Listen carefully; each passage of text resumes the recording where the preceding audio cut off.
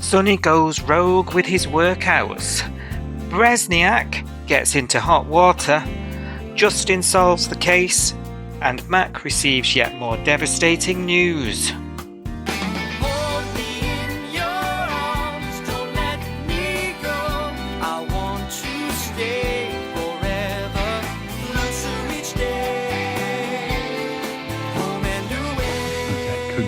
Placenta be obstructing the heart.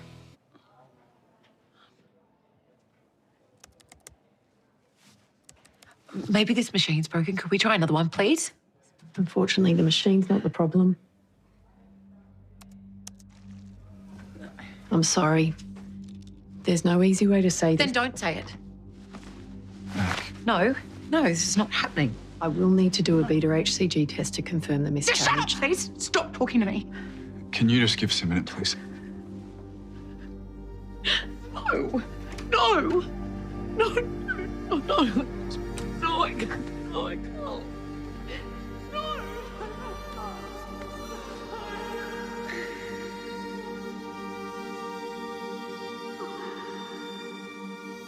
We are Si and Sophie. This is Coastal News, a home and away podcast, your weekly episode companion podcast for your favourite Aussie soap. Balanced any morals with any rule books lately? Sophie? You know me. On the daily. I'm very moral. What have you heard? Anytime someone's walking too slow in the street or they've got a double buggy.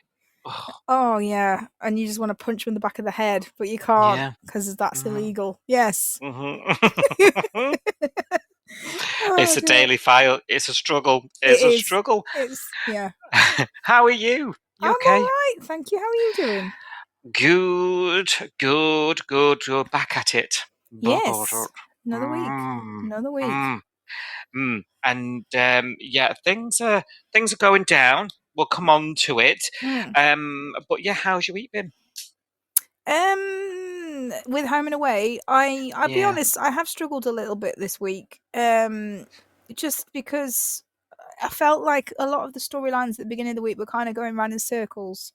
With the Alf and Rue and the Sonny stuff, I was just like, I don't know how many more episodes of these kind of things I can sit through. Yeah. So I was feeling a bit like, oh God, come on. And then obviously towards the end of the week, we moved on and onto different characters, different storylines, and then it just got depressing. So it wasn't like it was loads better, but at least it was something else, I have struggled a bit, I'll be honest, this week. How about you?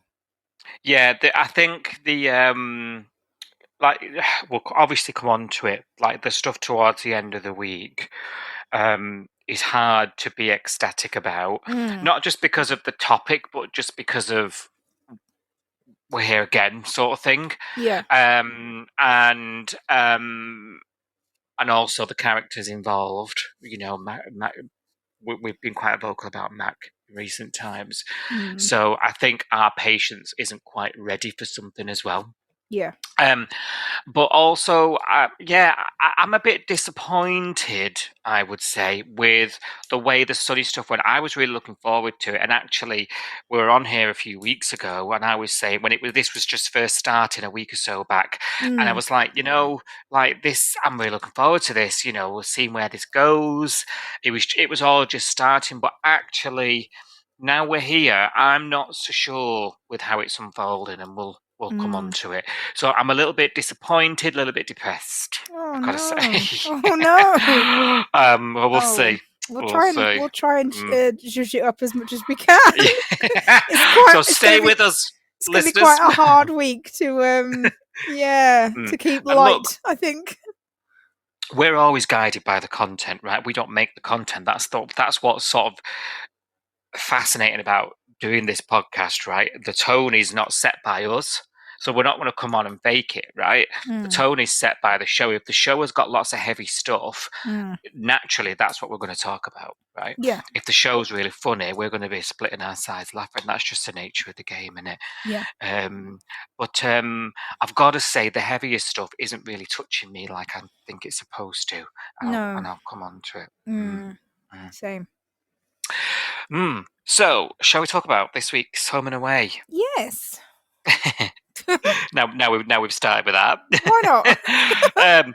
So let's get Sonny out of the way, right? Mm. Please, anywhere out of the way.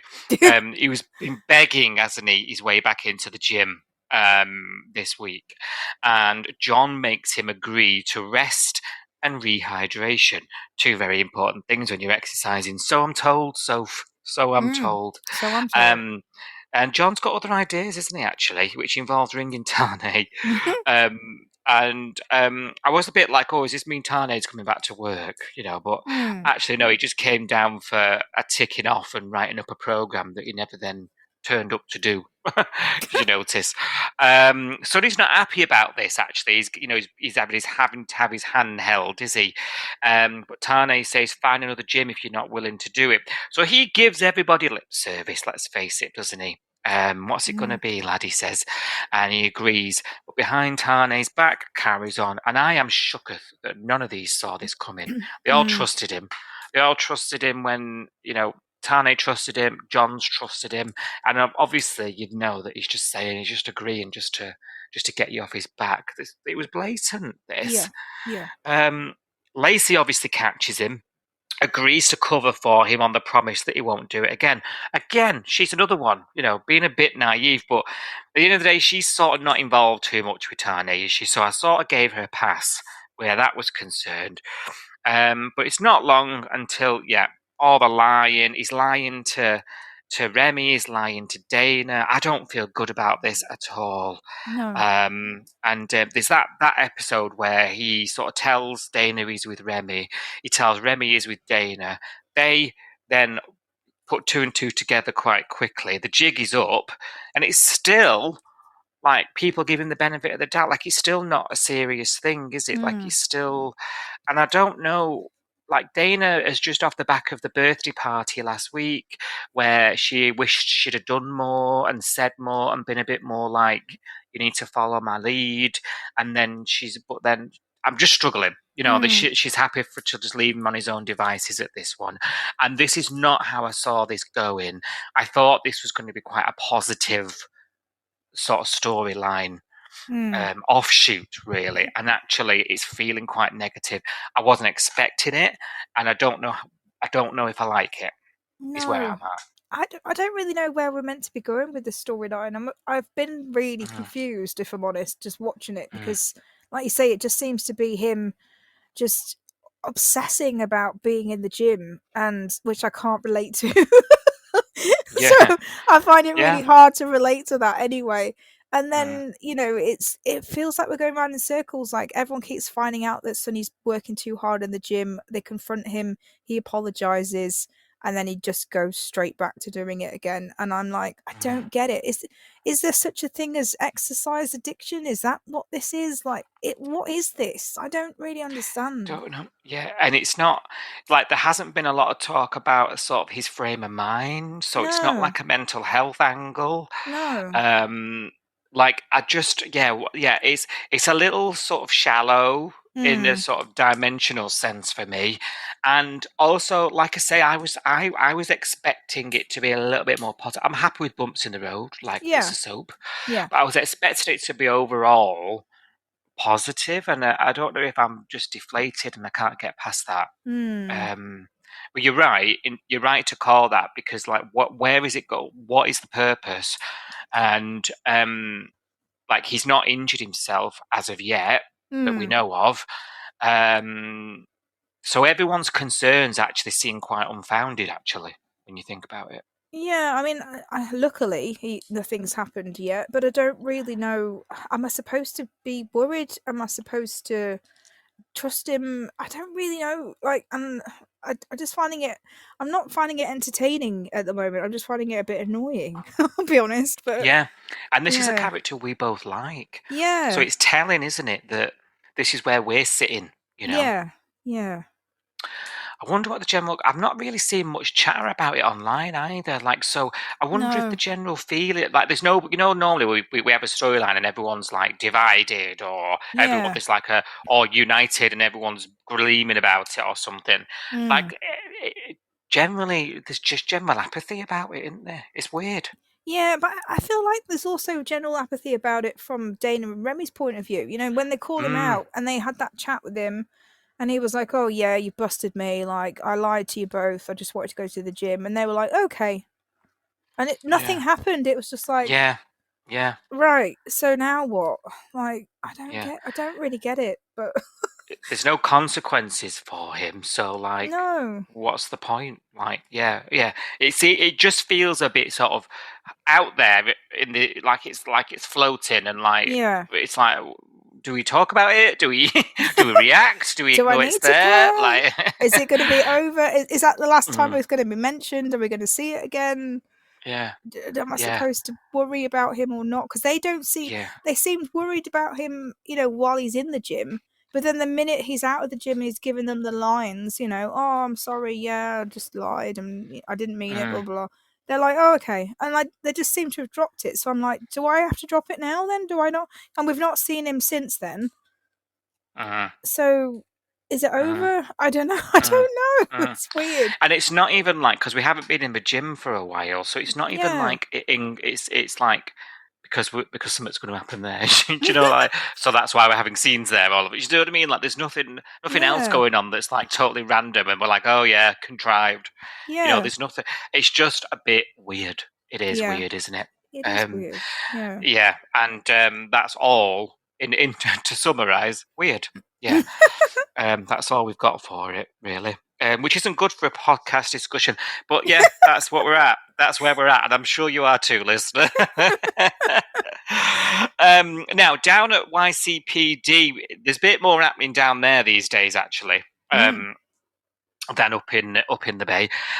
Cash's annoyances about Bresniak continue.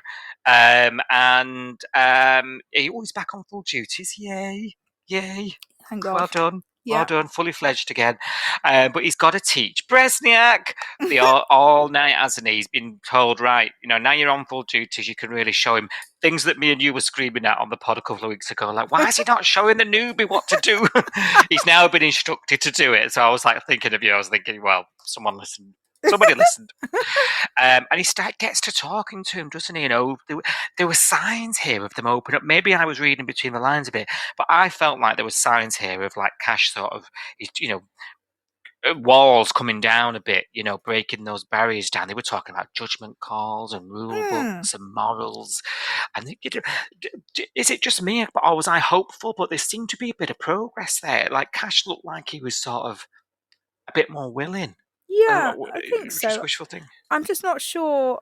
I'm not sure about Cash's advice. I'll be honest. He kind of made me go, "Oh, I don't know about this," because he kind of said he was asking him like, you know, what did you get put on restricted duties for, and none of your business, all that stuff.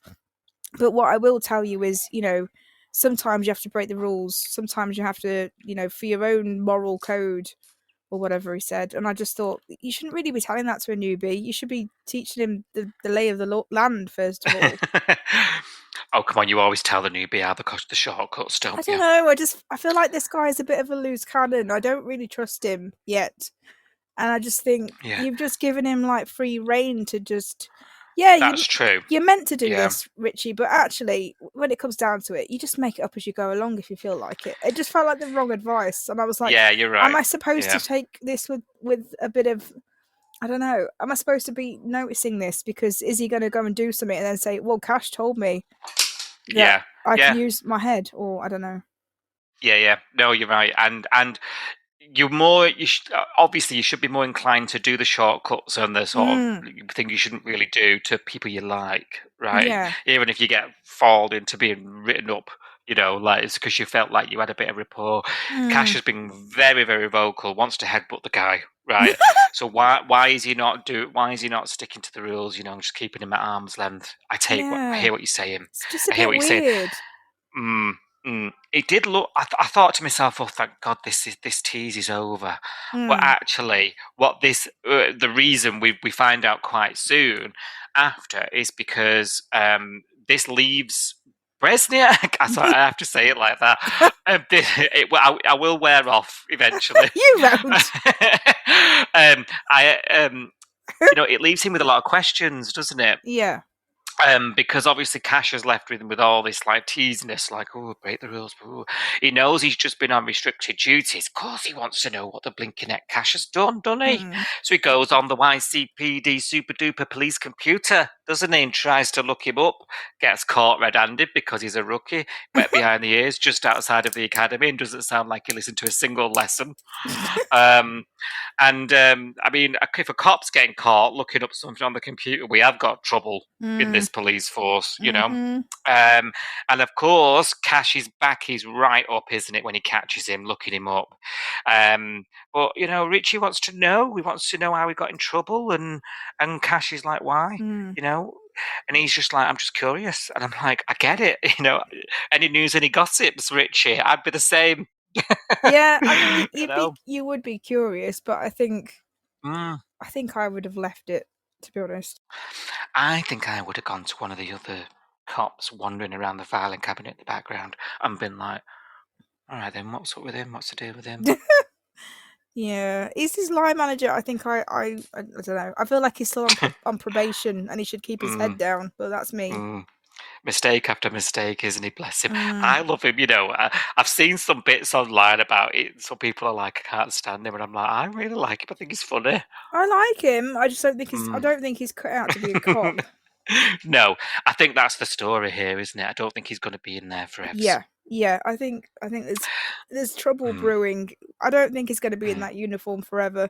He's going to find himself in Salt working in the bar. I think before long.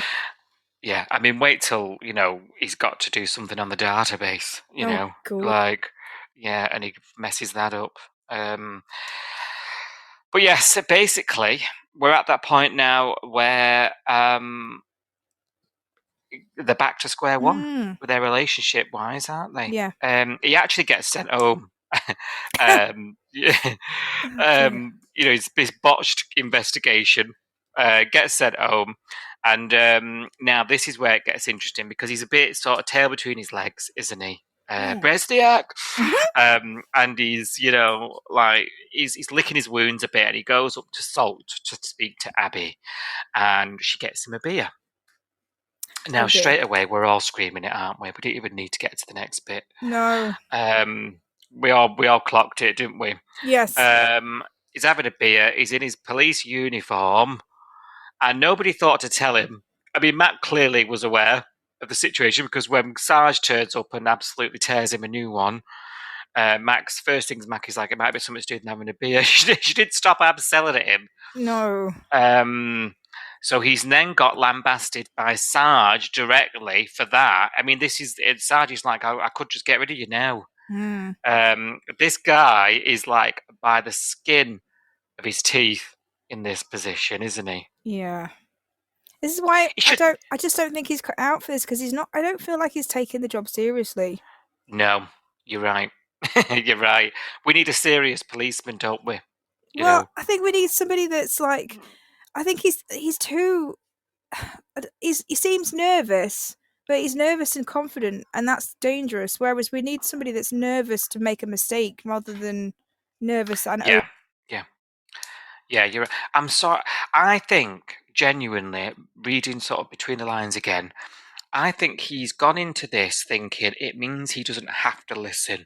I don't have to follow anything. I'm a policeman, you know?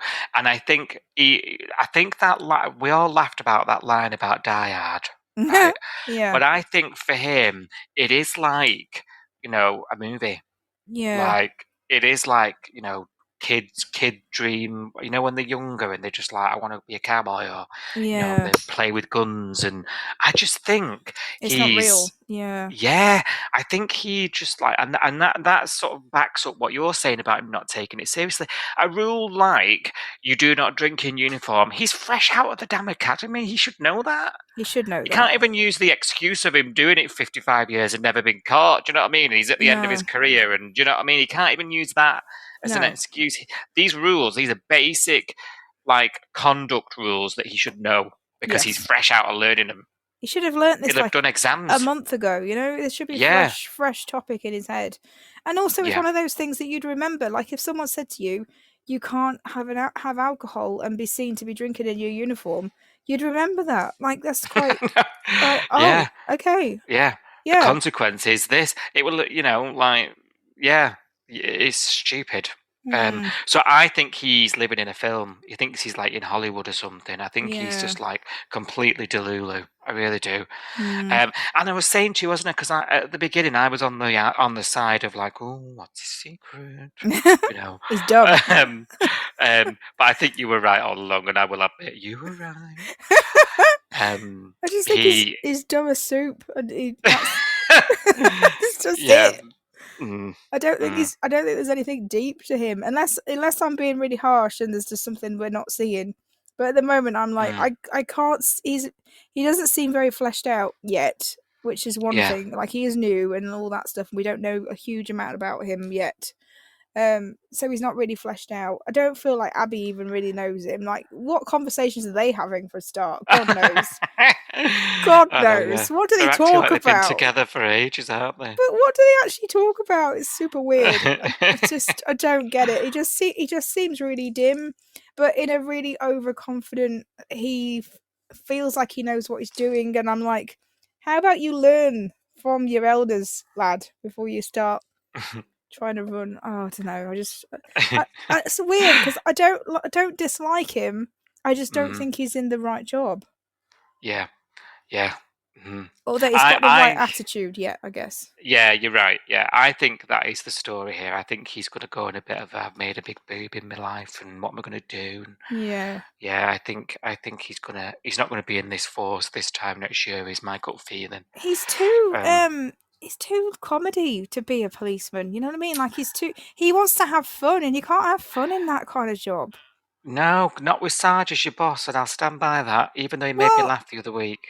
I just think I don't think police work is the most. You're dealing with people on their worst days. They've been robbed, or they've Yeah, been in an accident, or yeah, something's happened, or they've committed a crime. You're not dealing with the fun, jokey. I just feel like mm. he's picked the wrong career for his personality. I don't know. Yeah, It feels yeah. weird. You thought he was Bruce Willis.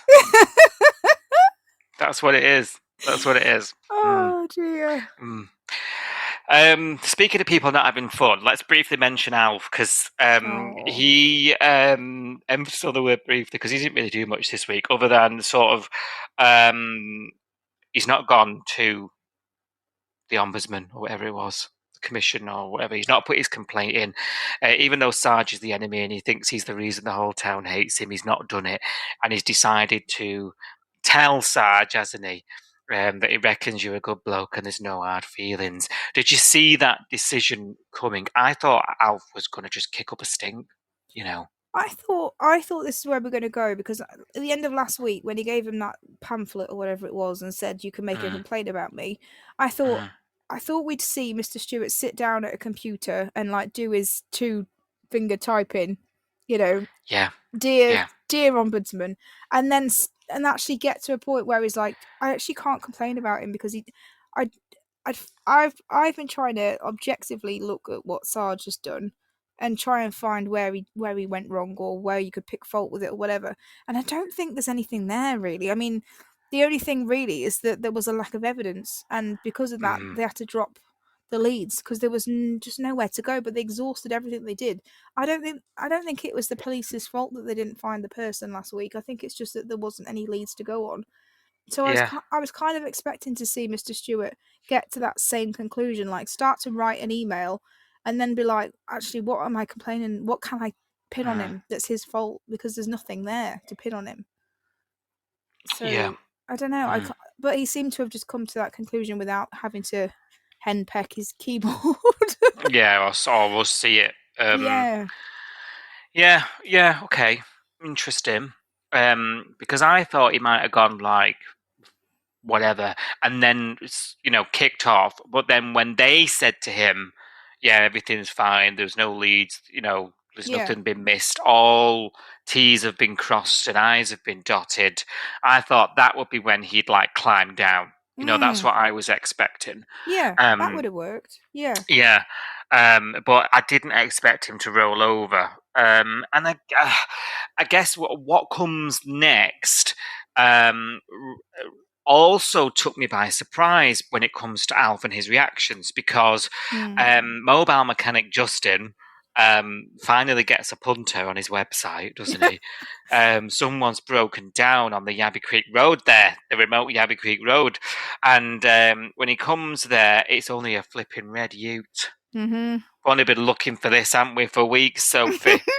Clocks, there's even damage to the wind mirror, so he calls it in, doesn't he? Sarge goes up there and basically takes this woman into questioning, and I was a bit, I didn't know what to make of her first off, before we sort of get on to Alf's response to it.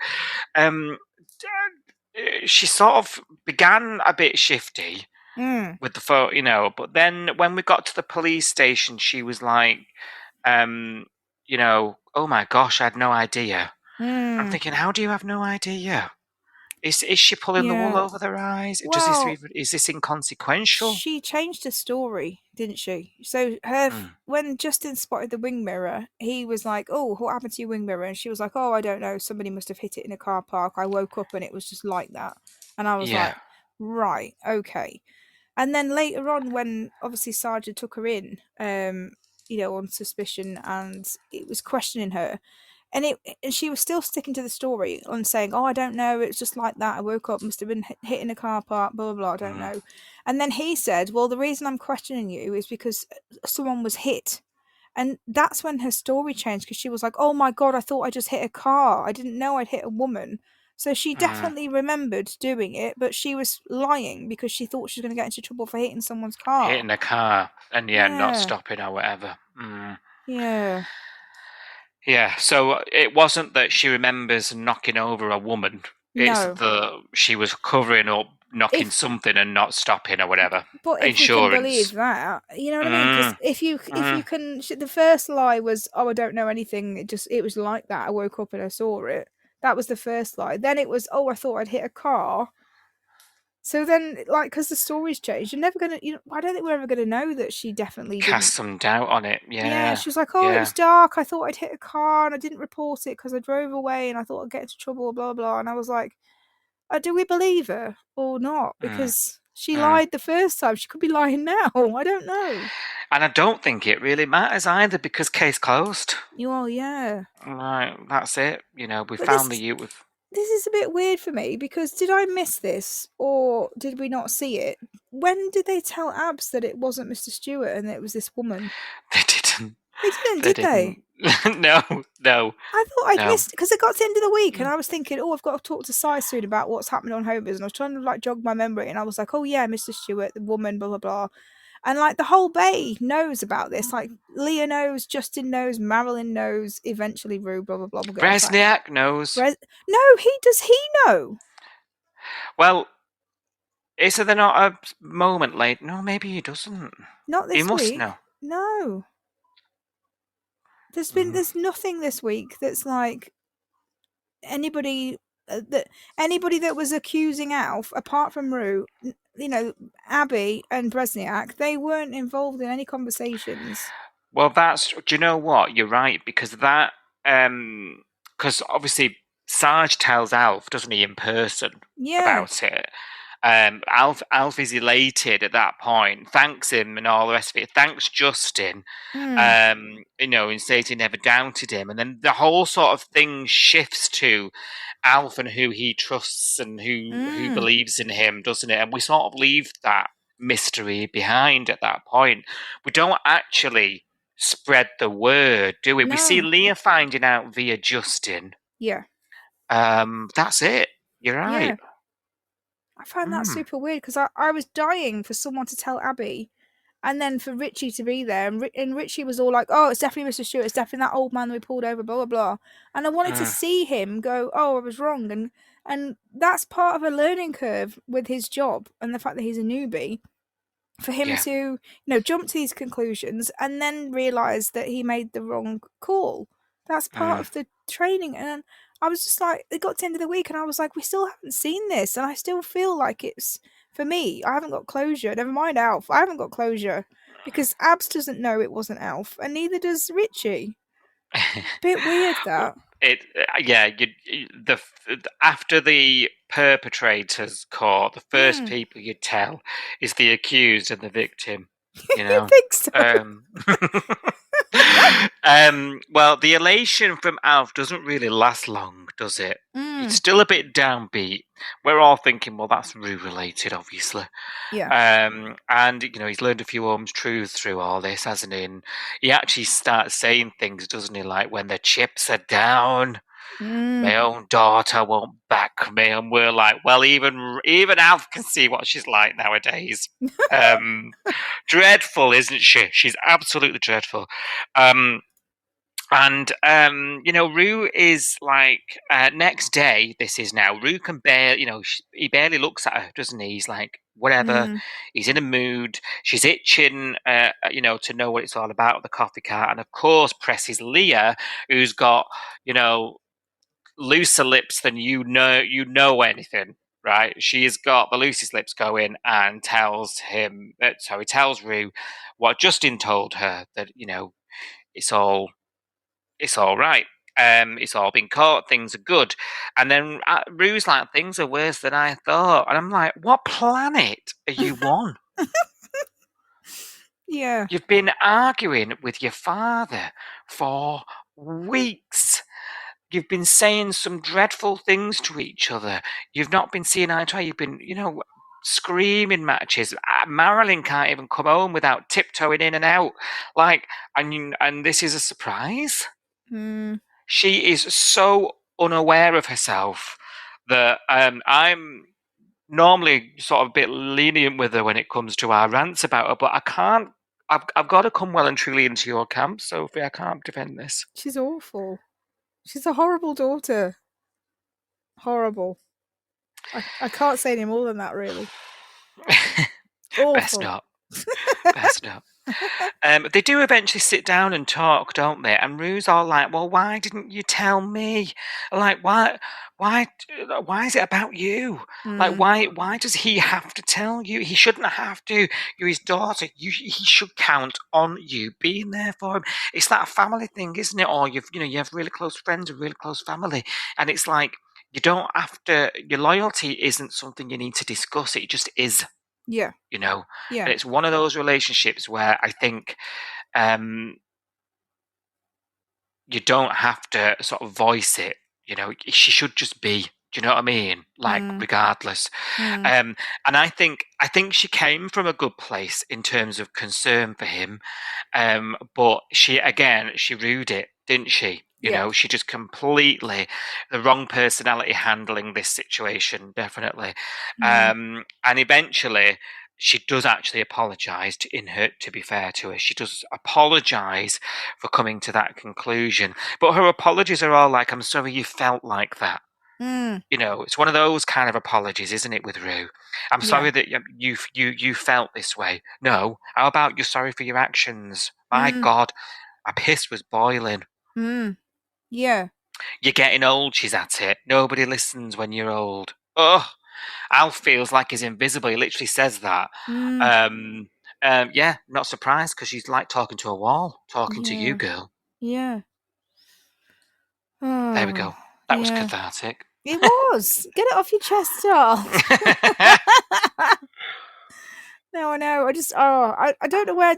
Again, it's another storyline. I don't know where we're going with this, and I don't know whether this is over, whether we've seen the end of them, whether they are. Now they've got the cards on the table. I don't know. Whether that'll draw a line in the sand, as they say, or or will there be another thing that comes up next week that then she's like, oh, you didn't open the post, or you didn't do this, or you didn't do that, and you must be. I don't know.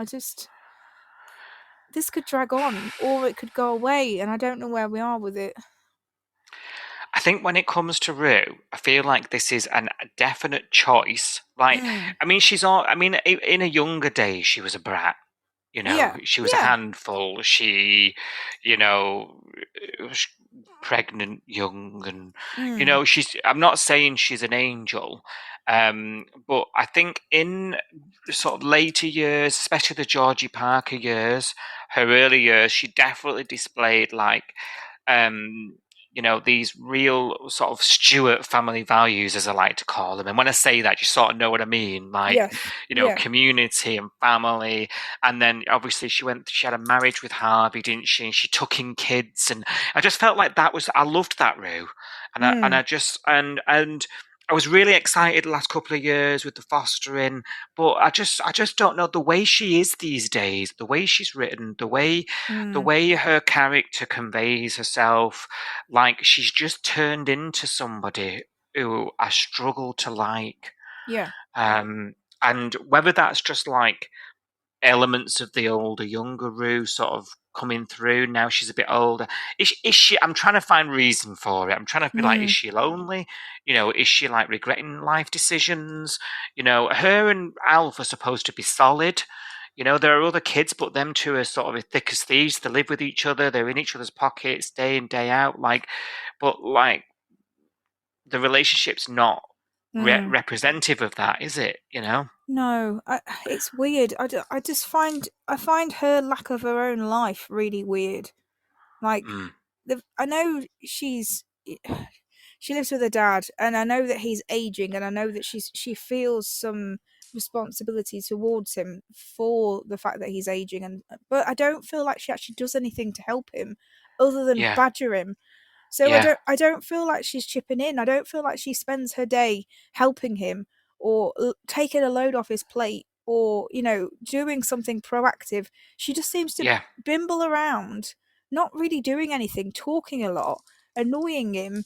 And I'm like, what is your life? Like, you don't really have one. And she keeps going, I'm Surf Club Committee President or whatever she is, Secretary.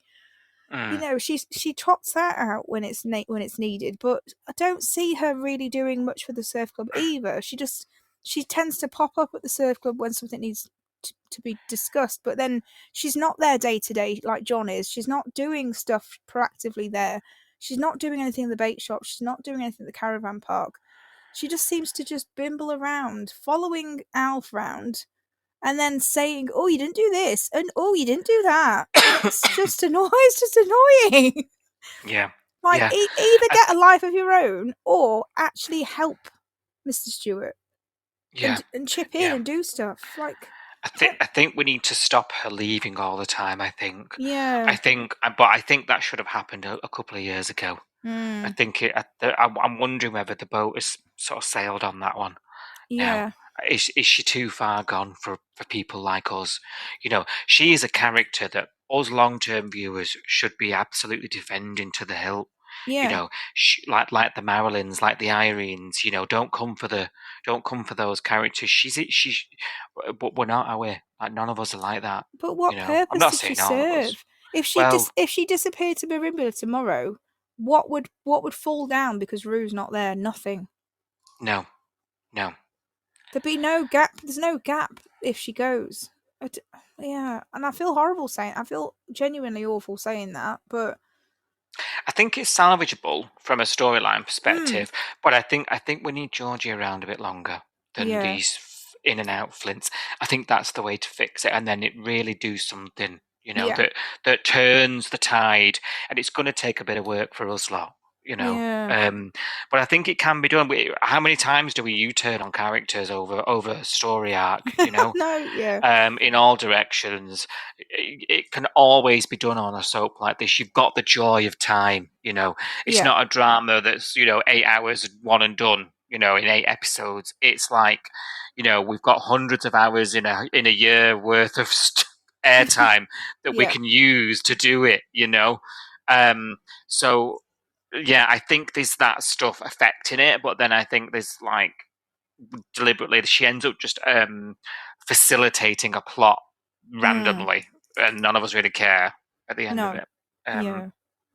So yeah, there's a lot to be done there, but and then there's the other side of it that's like Alf is like, which is quite topical. It's like he's feeling like he's getting old and people don't listen to him anymore and he feels invisible, and this is something that I imagine a lot of people who reach that part of their life feel, and I recognize that that's what this storyline is supposed to be saying, Yeah. but I'm not really empathizing with him either at this point. I'm just No. like, I'm quite like meh to it. Is that because I'm not 80 years old? I don't know, because there's a lot of older characters on lots of shows that I do feel sad for. Old people do normally get me in the gut, you know? Why am I not feeling this for him? Is it a me thing? Is it me? Am I the problem, Soph? I think it's really hard to look at Mr. Stewart and see him as incapable. And I think that's where I'm struggling, because when I get sad about things, you know, like when you see like an advert about old people or a charity or something, and like, it does get like a catch in my throat. But I don't, because I don't see him as old and decrepit and incapable like Rue obviously does. It's really hard for me to look at him and think, oh, poor Alf, he's got nothing and he's got no one. I see him and I think, bloody heck, can he retire soon? Like, can he just go fishing and like put his feet up, because he, you know, he does all these jobs and he's always there. He's giving everyone advice. Like, he's completely with it mentally. I mean, without the car, he's walking everywhere at the moment. Like, he's getting about the bay, no problem. So I'm not looking at him thinking you're an old bloke who's on his way out, on his last legs. I'm not thinking that at all, because he's not. He isn't that. And I know what he's saying about he doesn't feel like people are listening to him, but there are people listening to him, because we've got Justin fighting his corner. We've got Justin's the one rock he's had, who's believed him and has managed to somehow track down the actual perpetrator of the crime and report it to Sarge. Sarge didn't really believe it was Alf either. Sarge was trying to let him go, and try not to sort of. The only person, when he says, I feel invisible, no one listens to me, the only person that doesn't listen to him is his daughter. And it's only that relationship that makes me feel bad for him, because that's the only time I think that is awful. That's genuinely terrible that he, she doesn't contribute very much. And apart from picking on him, ringing mum and dobbing on him and, and making him feel hopeless, because I look at him and I think he's not hopeless and he's not incapable. I don't know. I just it's really hard to think of him as an 80-year-old helpless, vulnerable man, because he's not. He's not that. No, and he's running around the bay and all the rest of it. He's got four or five jobs. Exactly. And she doesn't help him one iota. No, and that's the bit that I struggle with, because I'm just like, he feels like he doesn't get any support, because he doesn't get any support from his bloody daughter. And he's sort of projecting that onto everybody else, isn't he? Yeah, I think so. I don't think the problem is people. I think the problem is Rue.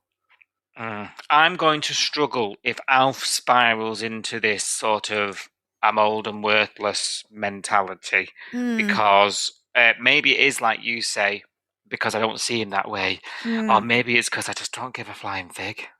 I don't know. I think if he genuinely was, I'd be crying, because he would pull my heartstrings. I think if he genuinely was coming across as helpless and, out of his depth and like stupid and all this stuff that he thinks he is because Rue makes him feel that way, I'd be beside myself if I genuinely thought he was all that. But I'm not. I'm not taking this seriously. I'm just thinking your confidence has been knocked because your daughter's been awful to you. And that's it. That's all I can see for this, really. Yeah. So let's see where it goes then, eh? But either way, he's got a storyline. So there we go. Well, can't complain about that. He's got lines, bless him. Bless him. Right, thoughts on a baby shower gender reveal mashup?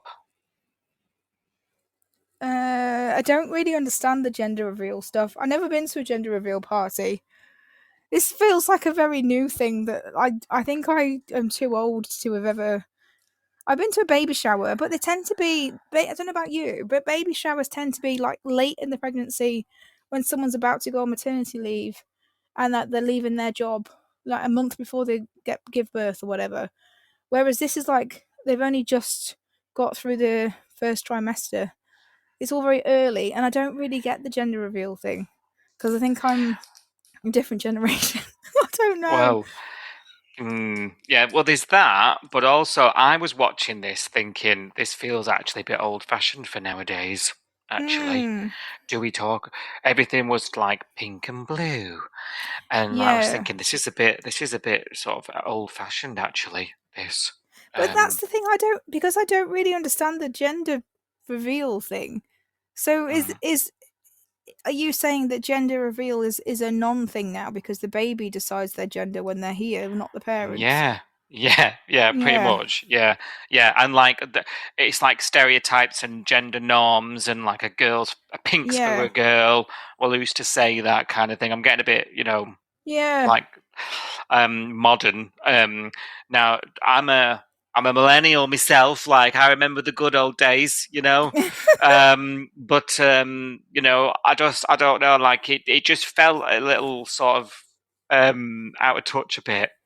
Just Mm. sort of because it was made into such a big deal. I'm not saying people don't have gender reveals, of course they do, but like it was just this huge thing pepper throughout these episodes of Mm. should I not, is it right, is it not, Abs has got a scrapbook that's full of these like girl boys things, and I'm just like, the way the world is, and you have to remember this baby's been born into today's world. Like what's it going to be Mm. like for them in 20 years time?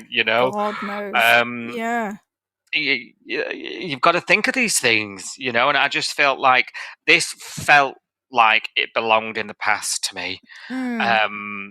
And I actually felt a little awkward watching it all unfold, actually. Yeah. I think I'm more Mm, comfortable with the idea of a baby shower because I think I get that. It's like, and it's mm. normally like, it's like say when the mum, Celebration. yeah, Mm, when the mum's about to go on maternity leave, and you kind of go, right, you're in your final trimester, you're about to go on maternity leave from your job, and here's a few sort of pampery things for the mum before the whole baby arrives and you get no sleep or whatever. And also it's a chance to give like the baby some presents and what have you, because it's babies are expensive and people like to chip in and sort of give them a little mm, starter for 10, for when the baby arrives, and they give them baby grows or things that they mm. might need when they're Yeah, born. I get that. yeah, yeah. I think it was really early for that. But then I'm like, but then the gender reveal has to be early because they find out the gender at the 20-week scan or whatever, don't they? So, Mm. but I don't really get the gender thing, the gender reveal thing, because like I didn't grow up in a time when it was like a big deal. It was just like I mean, actually, most of my friends that have had kids, they didn't tell you the gender of the baby till they were born. They kept it to Yeah, and themselves. it was trendy that everyone didn't want to Yeah, know at one point. yeah, Like, I think the gender reveal thing has blown up since social media and that yeah, whole, being an exhibitionist about your life, and having that social media moment of being surprised. mm, I think that's where that's all stemmed from. mm, But I do genuinely feel like it's come a bit full circle in terms of sort of gender identity and stuff, and that that yeah, that sort of societal stuff that's also changed quite rapidly, actually. yeah. So that was where we were sort of sitting with it, and I agree with you that having a party, have the shower, great. Now, the problem is like. Mac wanted it toned down, and she's walking around saying, "Oh, it's not very me." And I'm like, "You're the most showy off person on it." But okay, you're the most up for a massive party than most of these characters. But Look at okay, let's just me. go with this. Yeah, Yeah, definitely. Look at me. But she then, to try and tone it down, she enlists Eden instead. this was weird. What a weird choice. That's like asking me and you. I know. Let's find the person who's least interested in babies ever. Oh, why don't you? And then not only to enlist her to help her with the baby shower, but then to be like, oh, I don't know what I want for my baby shower, and I'm pregnant and I'm having a baby because I want one. Mm, But I mm. don't know what I want. You tell me what I want for my baby shower, and Eden's just like, what? And I was like sitting at home going, what? I Yeah, don't get this. yeah, yeah. And all she came up with was mocktails. Was that Mocktails just me? and cupcakes, and I was like, yeah, like I get Basic. that. Like food, that would be for any party that I was going to. I'd want drink and food. You know what I mean? That's like the Yeah, basics. But sugar.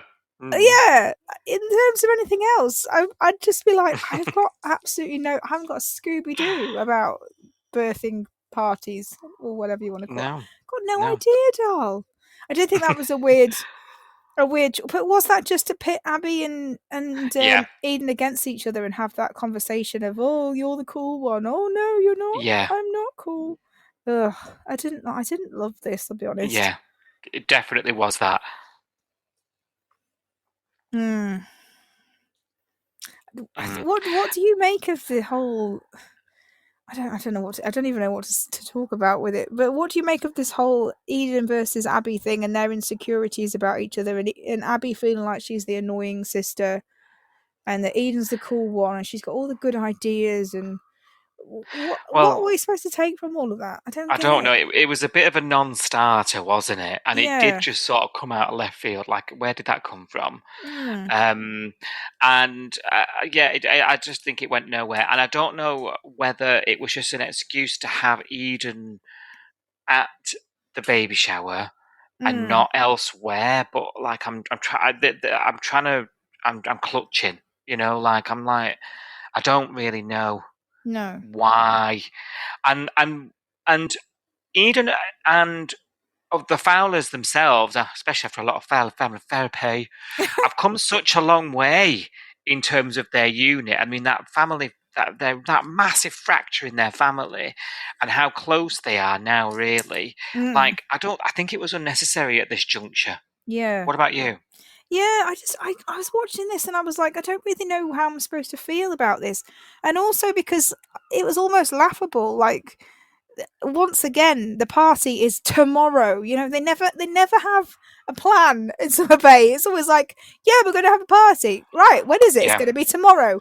And I've got this yeah, list of things I want to do. And I'm not being funny, but they were talking about this insult. So Mac was insult talking to Abby and Eden. Abby and Eden were in their uniform. They were doing a shift I know. while they Yeah, were at work. mm. And then Max going, right, I'm going home. Here's a list of things I want you to do for my baby shower tomorrow. And I was like, they're at work in your bar. Are you letting them shut the bar down while they have the afternoon off to sort out your baby shower, or are they supposed to do it on the side? Like, that takes the piss. Like, she's the worst boss ever. I'd be absolutely fuming if my boss was like, yeah, they're in the middle of the shift and the restaurant's really busy and you've got loads of stuff to do. But also Mm. plan my party that's tomorrow. Here's the list. Bye. See you tomorrow. I'd be fuming if that was me. But I was like, what is this? I can't take it seriously because nobody on the show is No, taking it seriously. Like, what no. the hell? No. Well, it's soap law, isn't it? It had to be that morning because that was the morning that Mac was going for the scan. And Mm, she was going to go right from the scan to the party to tell everybody what the gender was going to be after ugh, finding out, and that was going to be the big reveal, wasn't it? That it was just that gives me the was. ick. I know, I know. I mean, I was crawling inside myself at this whole thing.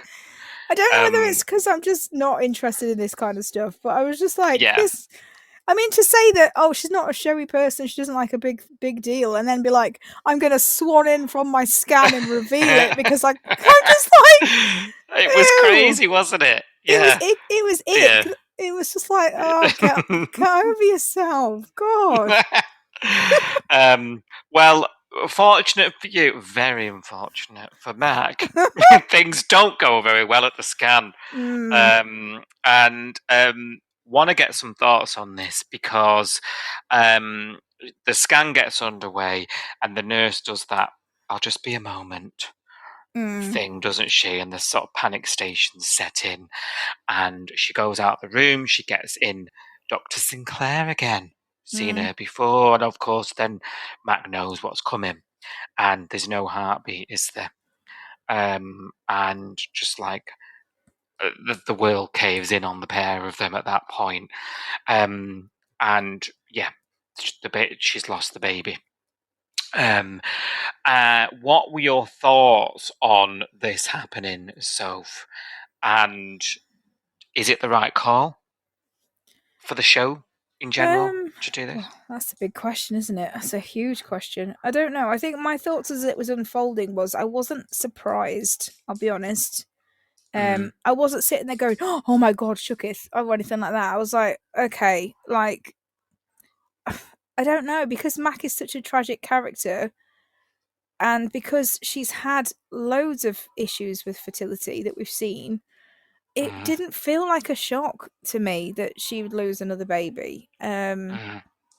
Not that I wanted it to happen, just it didn't feel like oh god, I didn't see this coming. It was just like, right, okay, well, this is part of Mac's storyline, that she struggles to A, get pregnant, and B, stay pregnant. And that's just part, and unfortunately for some women that is the reality. That Tragic as it is. Yeah. and Yeah. I've known women that have had half a dozen pregnancies that have never, actually got to full term. That's just, it's awful, but it is just, for some people that's just what happens. So I wasn't shocked that they decided to go with this, because it fits with her character backstory, but it is a choice, because it's a soap, and they could have given her the baby and everything that she ever wanted, or they could go down the route of highlighting that this is something that is very much an issue-based storyline that a lot of women do find themselves facing, and it's horrendous to watch. It's not fun, it's not entertaining, but is it important in a different way? I don't know. I am struggling with this a bit, because I know I'm supposed to be the girl, I'm supposed to be like the babies and marriage, but I'm not interested in any of that stuff anyway, so I don't get excited about pregnancy storylines generally, and I don't really know. Yeah, I don't know. I have mixed feelings about this. What do you think?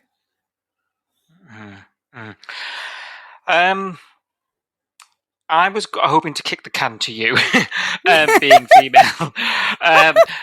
I feel wholly unqualified, really, to sort of say whether this is something that's done well, whether this is something that should happen. Obviously, I'm aware this is something that horrendous that women go through, but of course, this storyline isn't talking to me, right?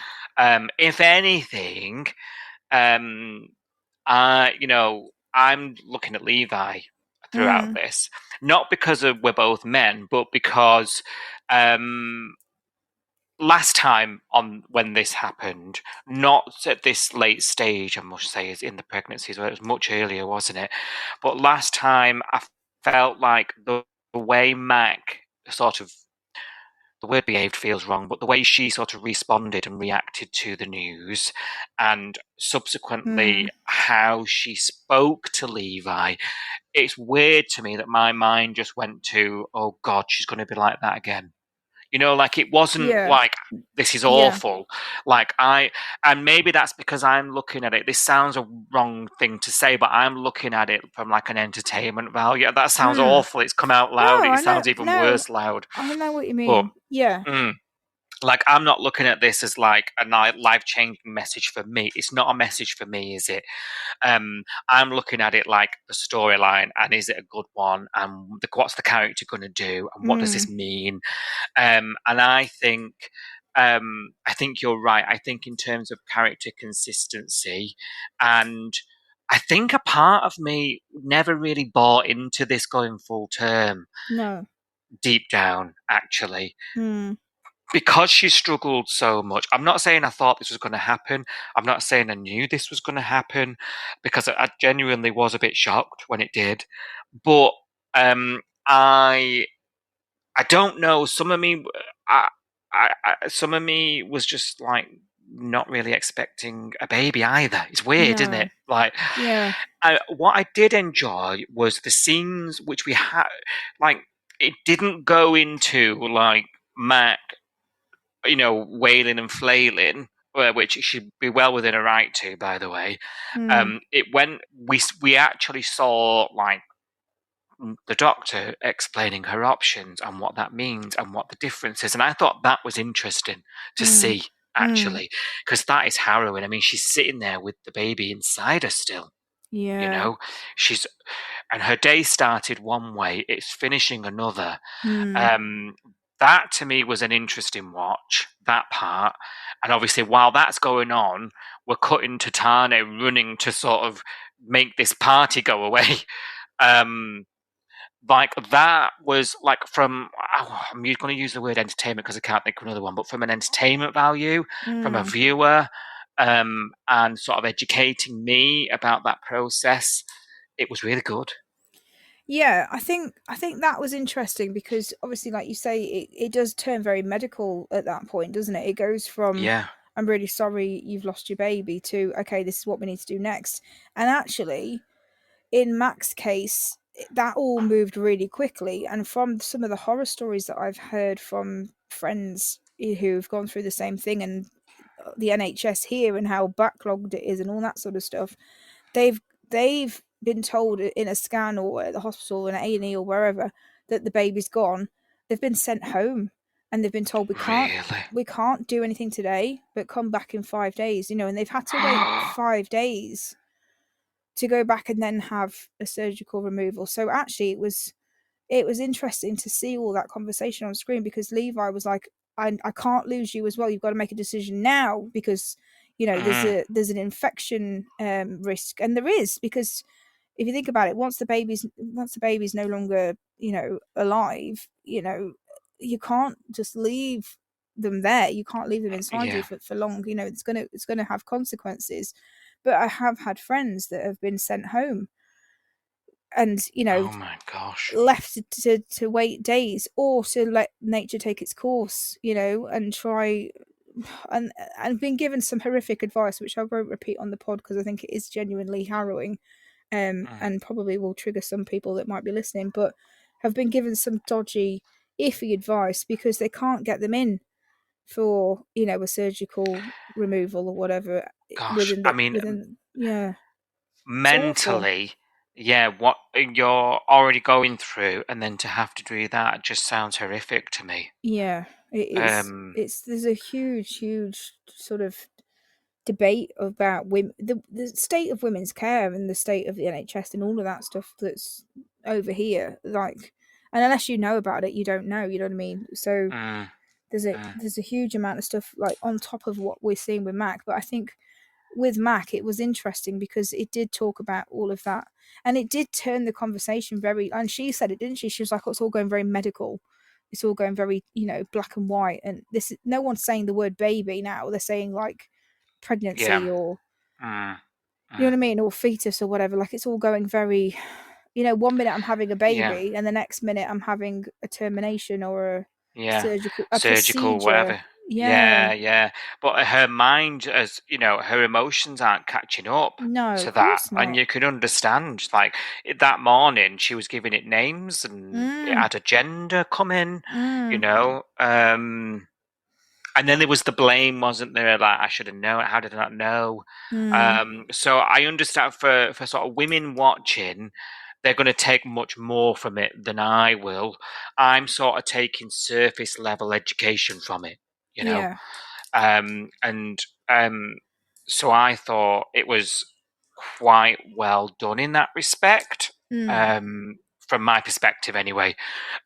What this means for the character, for the couple, I mean, I'm only expecting an implosion at this stage. Like, we can't keep trying, can we, Sophie? I mean, where do we stop? Where do we say this isn't happening?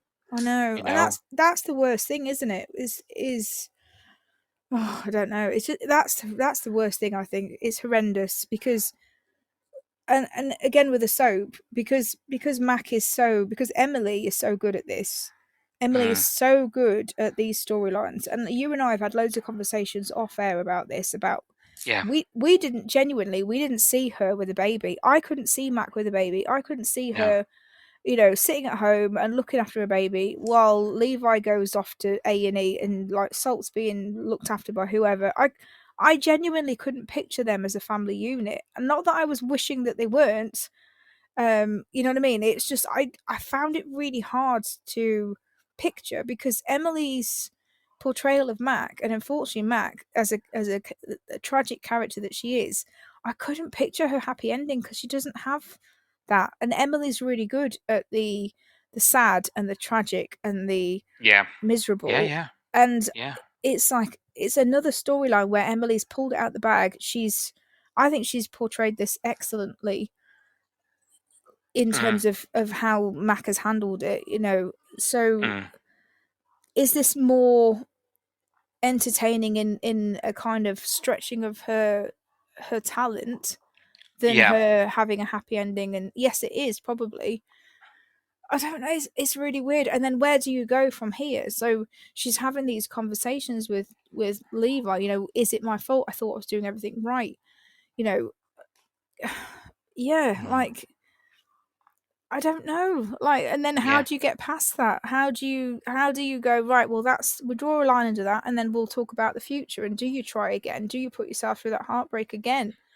I don't know whether you can. Like, it's interesting it'd be interesting to see where they go with this, whether this is something that the couple it's either going to break them or make them, isn't it? It's either going to pull them together, pull them closer together, or it's going to rip them apart. Yeah. And I can't call it. Yeah. Interesting times ahead for us all, I think, with this one. And it has sort of brought the mood down at the end of the week. We touched on it at the top of the episode, didn't we? But I think, both expected and unexpected, but sort of like important and enjoyable at the same time. And it seems so strange to pick these words out, but like that's where we're at. And I think it's brave. I think it had to happen for Mac as a character. I think that's this is her reality, right? And it's a lot of people's reality out there. And it's easy for us. We've said it in the past, like she's so tragic. Why does she keep getting given this? Why? And I think this is about teaching people sometimes there is no why. Yeah. Sometimes it's just you. And that can't carry a baby. And that's what Levi says. I mean, like she's lying there, isn't she? And she's kind of going, why? Well, I need to know why this has happened. I've done everything right. I don't get it. And Levi just says sometimes these things happen, and that is the only answer you can give, I think, which is it's awful because it's like there's no real answer. This is why. It's because you got up that morning on Tuesday and you did this. There's no like logic to it. It's just shit. Yeah. Like sometimes I think life this is the end of the road for these. They can't. I mean, they're not going to keep. I don't think storyline wise we can keep rinsing and repeating it. I think this is like no, they can't. They're not going to try again now. I think maybe we might talk about some other options. But you see, the difference this time is this baby was quite way along. It's a little bit different than sort of goodbye to an egg sort of thing, and they were brought really, really high up, weren't they? She had the baby app. Everyone knew, like every time this has happened, like it's gotten a little bit extra and a little bit further along and a little bit sort of closer to the dream, hasn't it? And this was really far along. Baby showers were ready.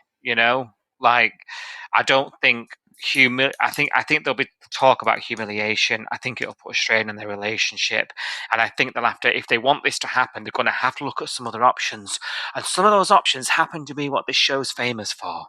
Yeah, that's true. Yeah, I know. So you never know. Yeah. You never know. Tane is with child. Is asking for more time with it. I've poorly planned this, haven't I? I should have really put this after that. No, I think it wasn't just you though. It was the show. Did you notice how a lot of the time when we were with Mac, it was then flitting back to Harper and Archie, and I was like, "Oh, this is a choice."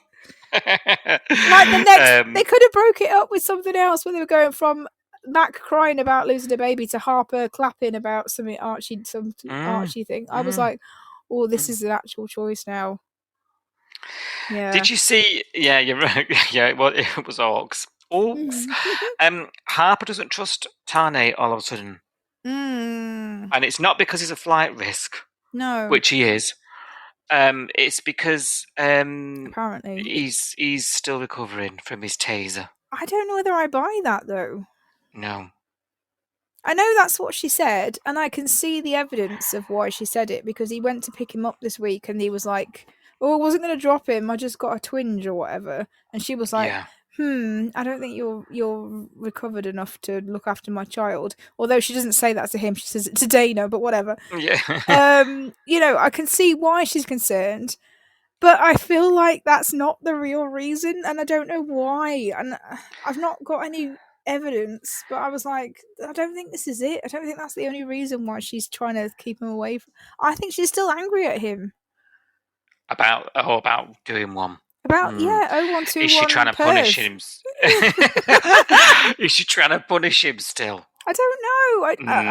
I think I'm probably projecting, because I am probably still angry with him.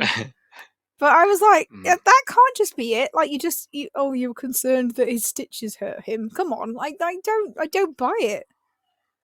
He does buy it though. When Dana makes her go over there and tell him, Yeah, she's like, we've had enough drama. Go over and speak to him, and he's like, "Oh yeah, I understand." Yeah, and they get on about it, which I wasn't expecting. I was like, "Here we go." I was braced for the same old merry-go-round. I was as well. Yeah, I was expecting an argument. And also, can I just say, LOL at that scene, right? So she's left her son with Dana again. Dana, who wasn't that keen on looking after him, because she was like, Sonny owes me a favour in, bedroom stuff. For that whole Jim Remy thing from earlier that we talked about. So she was like, I'm on a promise. I don't really want to be looking after a baby. And she was like, yeah. Okay, leave her with the baby and skip out. She goes over to see Tani at the farmhouse.